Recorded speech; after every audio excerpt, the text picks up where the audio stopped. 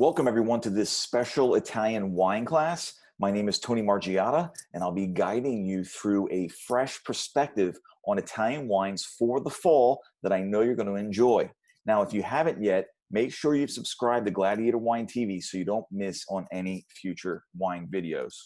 So in the ancient world, the Greeks called the Italian peninsula Enotria, which means land of wine.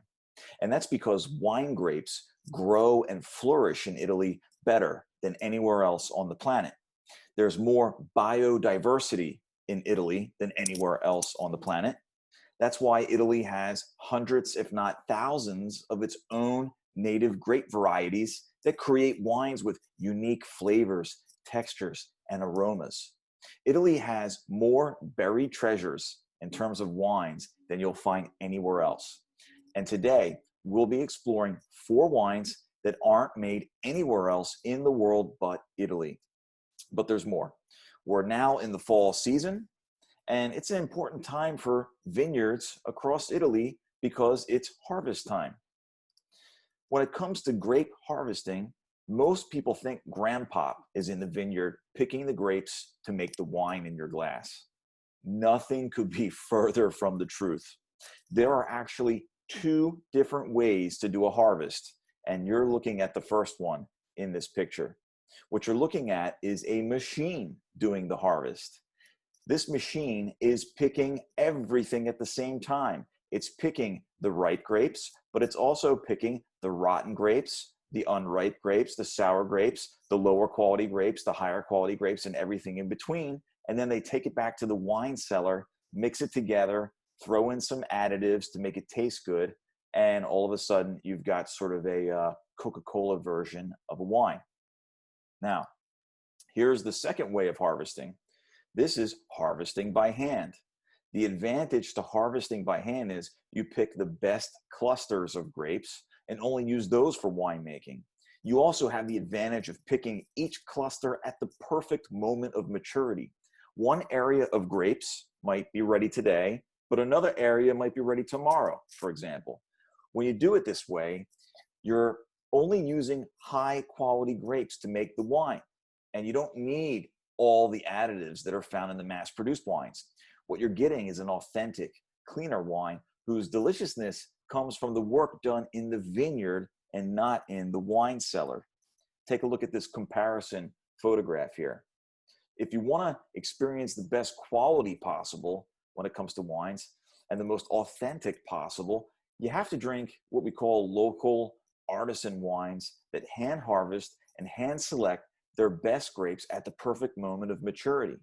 Now, as you can see from the picture here, picking by hand is a lot of work, and you cannot make a lot of wine that way. That's why most real small artisanal producers make somewhere around 50,000 bottles a year per label.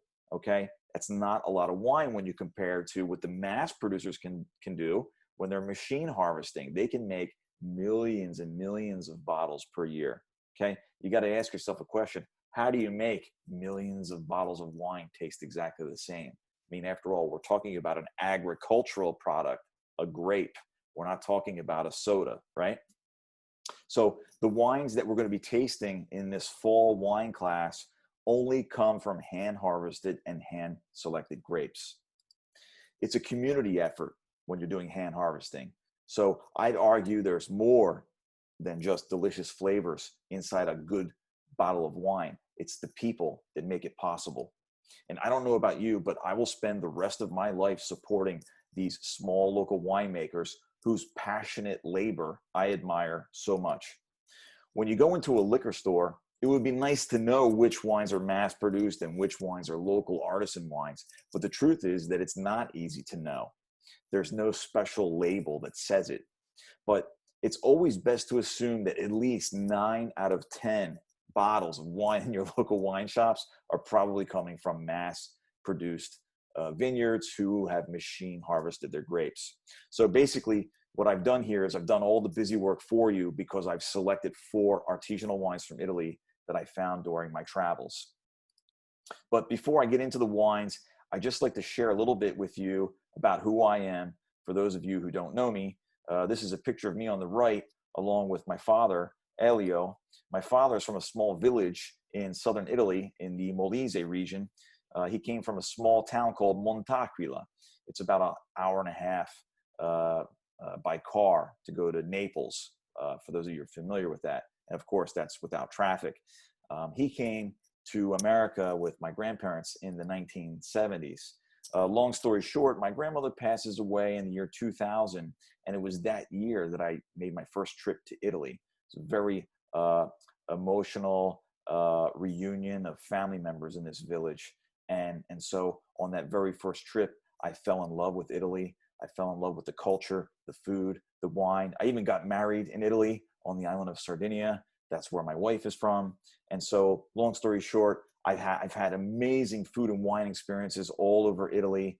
But every time I would come back home to New York, I'd always run to my local wine shop to pick up a bottle of Italian wine.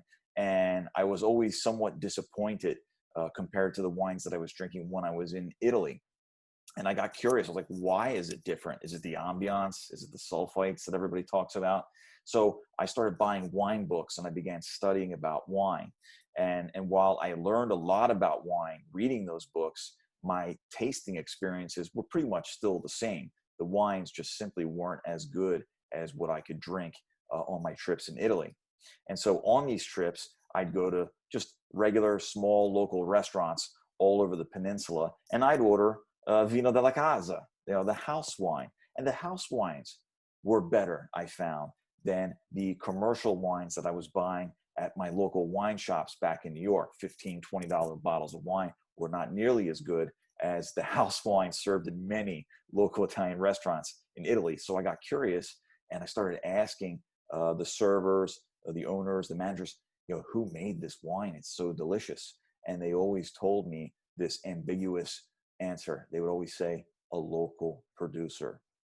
They never tell me who actually made the wine. So I got more curious. Well, long story short, these local producers turned out to be smaller, lesser known vineyards, but they were very well respected in their local areas in Italy and pretty much unknown outside of that. So I opened up an importing company called Gladiator Wine to support these smaller vineyards. And that's why I'm here today. I'm a wine lover first and foremost, and I can tell you that discovering these small local vineyards has changed my life, and I could never imagine going back to drinking those mass-produced wines ever again. Many of the wines in my portfolio have won awards all over the world for their superior quality, and I even wrote this book called Hidden Gems of Italy, which is sort of part shopping guide and part crash course in Italian wine. And I basically teach you how to read Italian wine labels, even if you can't speak one word of Italian. I break it down in a very, very easy way. And I even show you sort of how to go shopping for Italian wine so that you can find the best wines for your money. So here's what we're going to cover in this fall Italian wine class. I'm going to reveal to you how to pair food and wine in the fall season.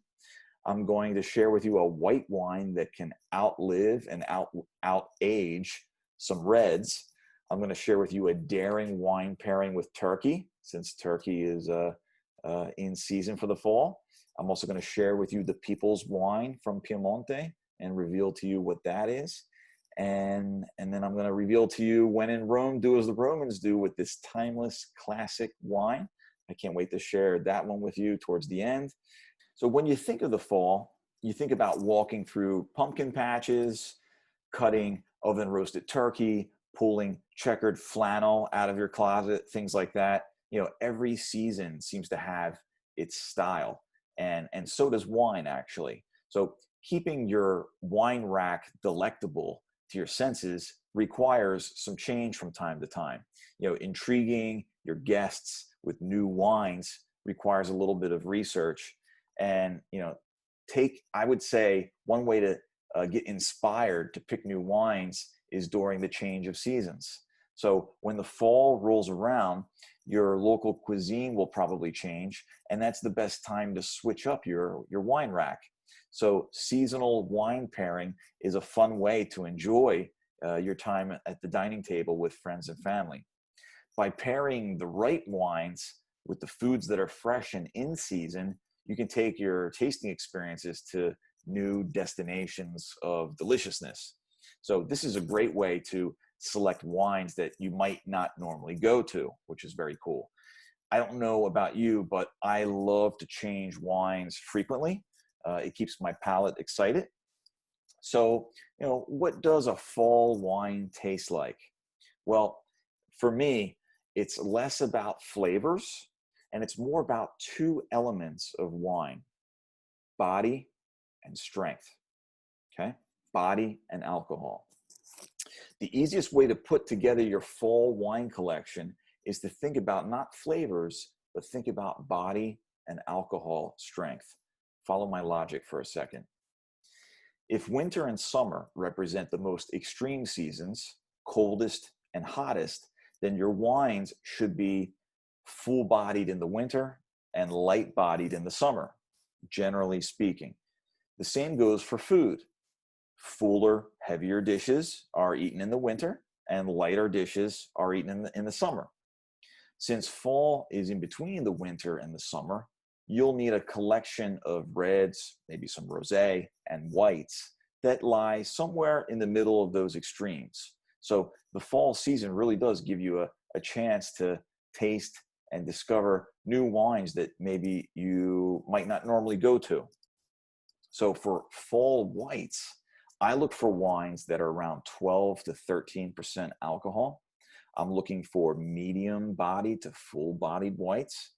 And for the reds, I'm looking for, in terms of alcohol, anywhere from 12.5 to 13.5, maybe 14, but that's a little bit pushing it. And I'm looking for light to medium plus bodied reds, okay? So if I find a 14%, which is a little bit out of range for the fall, I would say, not necessarily, November can be very cold. If it's 14%, I'm still going to be looking for something that's medium bodied instead of like full and robust. I don't want to go there yet. For the reds, I want to avoid those full, robust reds like Cabernets and instead go for something a little bit lighter to go with the poultry and the squash that are in season. So as we move into the cold winter season, then I'll move to the bigger reds, 14%, 15% alcohol strength. When the season changes, it's always a good time to change the wines that you've been drinking, switch it up. As summer is ending and the fall's beginning, going from hot to cool, it's time to go from light whites to medium full whites and introducing light to medium reds. So I let body and alcohol guide me to the right selections to pair with whatever foods are in season. So when the seasons change, you change your wine. For this fall, I've put together a group of wines that will pair easily with autumn dishes. I've taken all the guesswork off your table so you can just focus on putting these great wines on your table. The one thing that all the wines have in common is that they are local artisan wines from Italy. I've traveled tens of thousands of miles and spent enormous sums of money to find these wines so you don't have to drink synthetic wines made by mass producers anymore.